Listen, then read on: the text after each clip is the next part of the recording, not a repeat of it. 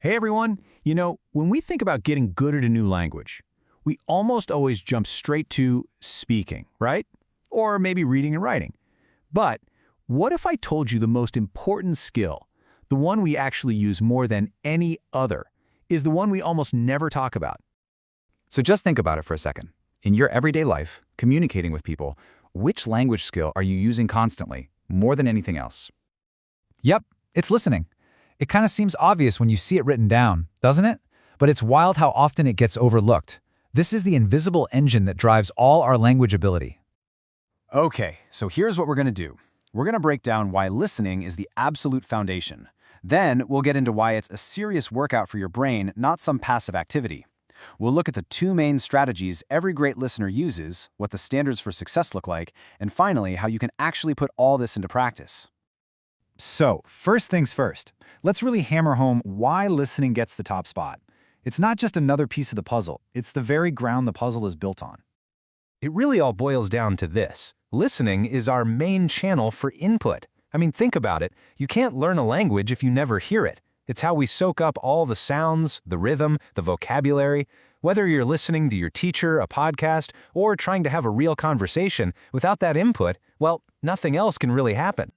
Okay, so it's really easy to think of listening as this passive thing, right? You just kind of sit there and let sounds wash over you. Nope, not even close. Real listening is an incredibly active, super complex workout for your brain. So while you're listening, your brain is doing all of this stuff at the same time. It's telling different sounds apart, figuring out the meaning of sentences, holding on to info, guessing the speaker's tone. It's even predicting what's going to be said next so it can be ready. And this all happens in fractions of a second. It's a serious mental workout. So how on earth does our brain manage all that? Well, it basically uses two main strategies. I love this analogy. Think of them as two different kinds of detectives. One is the big picture detective, kind of looking at the whole scene from above.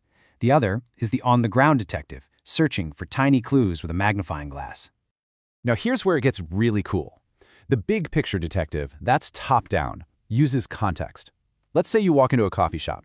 Your brain automatically expects to hear words like latte, order, and for here or to go. That's top-down processing at work.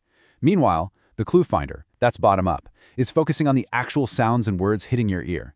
A truly great listener is constantly, seamlessly switching between these two, using the big picture to fill in the gaps when they miss a specific little clue. Okay, so we know listening is an active skill. And we know it uses these two detective styles. But how do we actually get good at them?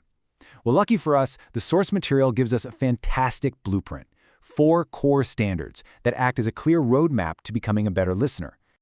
And you can really see the journey here. You start with just being aware of what's happening. Then you practice listening to different things for different reasons, like listening to the news for facts versus a friend for feelings. Step 3 is where you consciously use those top-down and bottom-up strategies. And finally, you get to the master level, critical listening, where you're not just understanding, but you're analyzing and evaluating what's being said. It's a perfect path to follow.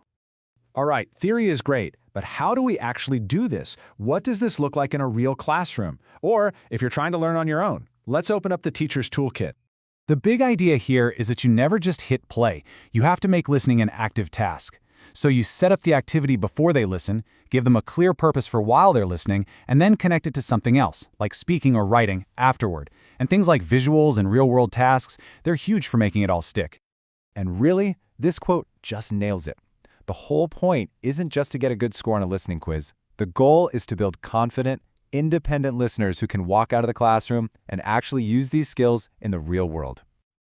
So if you remember just one thing from all of this, what should it be? It's this massive shift in your mindset. We have to stop treating listening as something that just happens to us and start seeing it as a skill we can actively control and improve. This is what's called metacognition. Fancy word, but it just means thinking about your own thinking. And it's the master key. It's about learning to plan your approach before you listen, learning to be okay when you don't understand every single word, and checking in with yourself to see if you're still on track. This is how you really take control and become your own teacher. And that really brings us to the final and most important point. It's all about what you do with this info.